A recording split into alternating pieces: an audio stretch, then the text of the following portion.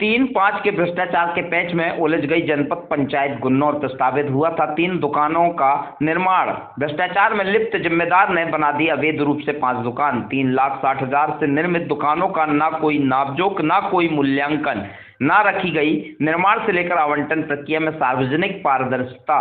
भले ही प्रशासन भ्रष्टाचार खत्म करने के लाख प्रयास कर रही हो, लेकिन भ्रष्टाचार की चाशनी में डूब चुके भ्रष्टाचारियों पर लगाम अब भी नहीं लगा पा रही है। वो किसी न किसी तरीके से भ्रष्टाचार करने का रास्ता निकाल ही लेते हैं। ताजा मामला जनपद पंचायत गुन्नौर से निकलकर सामने आया है, जहां पर 3 दुकानों के निर्माण में 5वें वित्त से 3,60,000 की लागत राशि होना स्वीकृत हुआ था।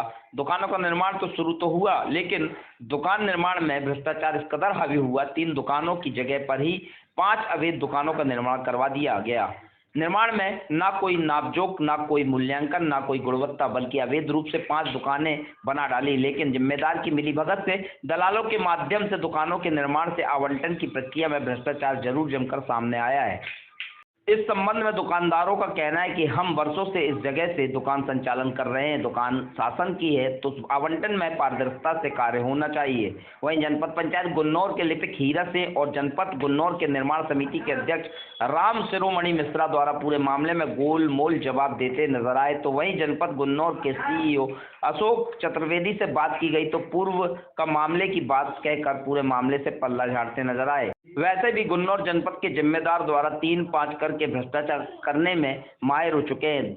दुकानों के निर्माण में दलालों के माध्यम से अवैध वसूली के आरोप लगाए जा रहे हैं। इतना ही नहीं, मामला उजागर होते देख दुकानदारों के पैसे भी लौटा दिए गए हैं। अब देखना होगा कि दुकानों में हुए भ्रष्टाचार के मामले में कोई कार्रवाई होती है या फिर इस भ्रष्टाचार के मामले को जिम्मेदारों द्वारा रफा दफा कर दिया जाएगा। जो दुकानें बनाई गई हैं उनके बनाने की प्रक्रिया और आवंटन की प्रक्रिया मेरे कार्यभार ग्रहण करने के पूर्व की जा चुकी है और आपने ये बात संज्ञान में लाई है, उसको मैं जरूर कहता हूँ।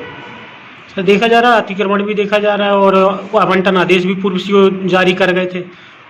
ये पूरा मामला विचाराधीन है, उसको निश्चित रूप से उस पर कार्रवाई की जाएगी। पूर्व में भी गुन्नौर जनपद पंचायत में भ्रष्टाचार के कई मामले आए हैं, लेकिन दबा दिए गए हैं और फिर एक नया भ्रष्टाचार सामने आया है। इसमें क्या है पूरा? ऐसी कोई बात मेरे संज्ञान में तो अभी नहीं आई है और यदि आप स्पेसिफिक बताएंगे कोई विशेष रूप से तो उस पर जरूर कार्रवाई की जाएगी। इसमें दुकानों की जो जानकारी है उसका टीएस हुआ, दुकान बनी, दुकान का विज्ञापन निकला, विज्ञापन के बाद दुकान बनती थी।